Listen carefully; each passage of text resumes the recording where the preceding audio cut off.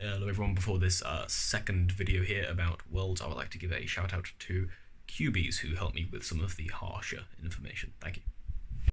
Hello everybody and welcome to part 2 of what the hell happened in Korea. So I'm going to talk about some of the stuff that happened at Worlds that I wasn't able to cover in the last video. I'm going to touch on a few of the more touchy, shall we say, subjects and things that happened. Okay, so that's your heads up that there may be a few of the more touchy topics. Let's say that this video is for archival purposes, so that we can remember what happened. But to start off with something a bit less controversial, something unanimously acknowledged as being a pretty bad move was the multi-blind situation. Now, in a near unprecedented move, the 2023 World Championships imposed a cut-off on multi-blind. This has not happened before. There were 2 attempts of multi-blind in the comp, and in order to qualify for the second attempt, you had to get a score of 14 or higher on your first attempt.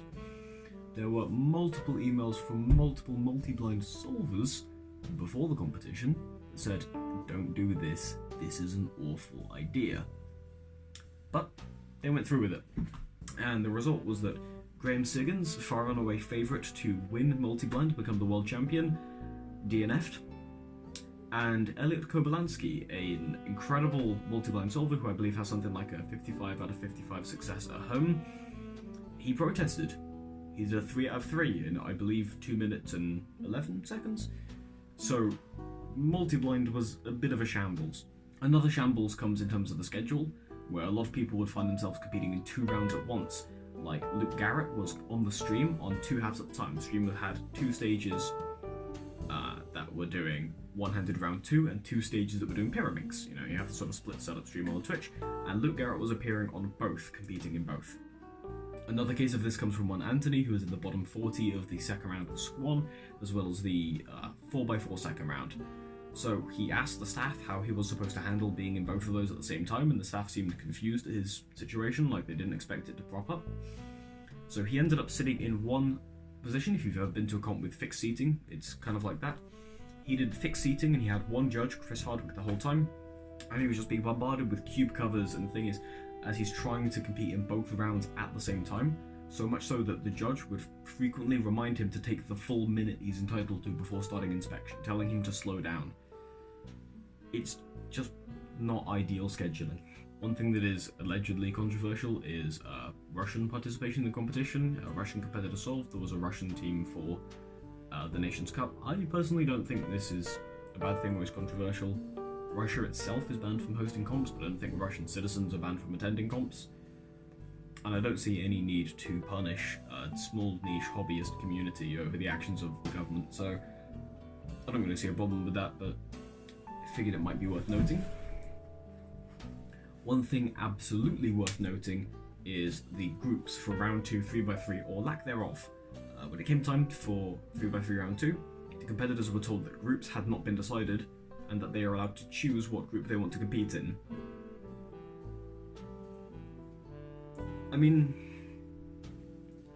again, it's just sort of another moment of seemingly a lack of preparedness. The same way that the simultaneous rounds came about, which really shouldn't have, this came about, which I really don't think should have. Up next is the Yiheng Wang experience, where the chairs were really short and a lot of competitors didn't like it. Some competitors solved this by switching out their chairs, like Timon in Nations Cup in rounds of 3x3. I imagine some people stood, but I didn't really see that happening, but yeah, people kind of had an issue because they wanted to be here and they were here instead. They were getting the Yiheng experience.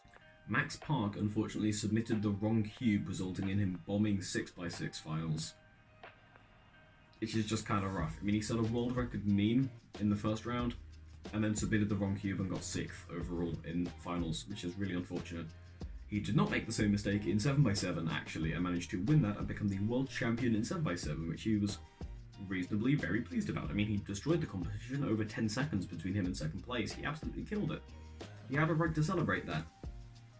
However, the celebration that he had was a bit controversial. He started out by jumping around a lot, which was kind of cool to see and unironically genuinely impressive. Like, no joke, he cleared some incredible height. I am actually impressed. But, I mean, a lot of people can see that going on, and a lot of people can definitely hear it, as well as the run he did afterwards, which apparently people don't like you talking about this, so I'm going to keep it brief. Afterwards, he tried to run off the stage and he jumped from one stage to the next and he slipped over, and I laughed pretty hard. See, the issue here is that his really big celebration was quite loud and, very obvious. And people are going to ask for extras. You're entitled to an extra if somebody has a large reaction to a solve. But extras are like the Black Death for a comp schedule. They make comps run slow. They slow down rounds, they slow down comps. So when you're giving out a whole load of extras for a 40-second pop-off for 7x7, you know how long it takes for everyone to finish their 7x7 solve? Ask for an extra, get the extra, like pull the delegate over, get the extra, send it back, get a new scramble and do a new solve on 7x7. I can definitely understand why he had such a huge celebration, a really unfortunate circumstance in 6x6, but he managed to pull it back for 7x7. I mean, well done to the man. But yeah, that caused a few problems. Okay, I'm now going to talk about probably the touchiest subject that happened at Worlds, and then I'm going to finish off with a few more lighter things afterwards. So let's talk about Harsha. Harsha is a top pyramid solver who's dedicated 5 years of his life to the event. He likes trying to find new techniques and methods to improve the solve solution. He also likes competing in a state that cannot accurately be described as sober. And so when he was doing such a thing at Worlds and saw a kid averaging faster than him using noticeably poor solutions but just incredible turning, he wasn't very happy. So unhappy, in fact, that he ran to the CF Facebook group and wrote a ramble about how it's all a waste. He's wasted 5 years of his life trying to do all this when all you need is fast turning and, quote, brain dead solutions. Which is harsh. And those were not the cruelest words that he said. I'm trying to find the lightest way that I can put this. Shall we say, he said after spending an hour with some of the Chinese solvers that he thought they were miserable. Now, it's worth noting at this point that due to a lot of East Asian culture, a lot of people from East Asia will be a lot more reserved with their emotions, and the best way to find out how they're feeling is just to directly ask them. He did not do this, he just observed them for about an hour, and then came to the conclusion that they were miserable. After which he said that he wanted to... I mean, he put it very bluntly. I'm going to say that he said he wanted to prevent such misery indefinitely. And for that message, he was banned from the Facebook group. So the next place he turned in his drunken haze was to the Pyraminx Discord server, a server where he has the owner role but is not the owner. The owner, however, has been AWOL for God knows how long and is probably never going to return, so Harsha can't get banned from the Pyraminx server, he's just there. But in the Pyraminx server he said some racially insensitive things that borderline on being slurs, and that was the end of Harsha's legacy. The moral of the story here, kids, is not to compete on any form of substance that may change the way that you think, lest you burn your legacy and your bridges with them. Okay, so to try and lighten up the mood a little bit, let's talk about some other things that happened. We all like regulation violations, right? Let's talk about those. So on the last day, the judges were accused of recording solves, which is dodgy, but I don't think it directly violates the word of any violation. But they were also accused of talking to the competitors, which is a regulation violation. You do not talk to the competitors, you let them focus.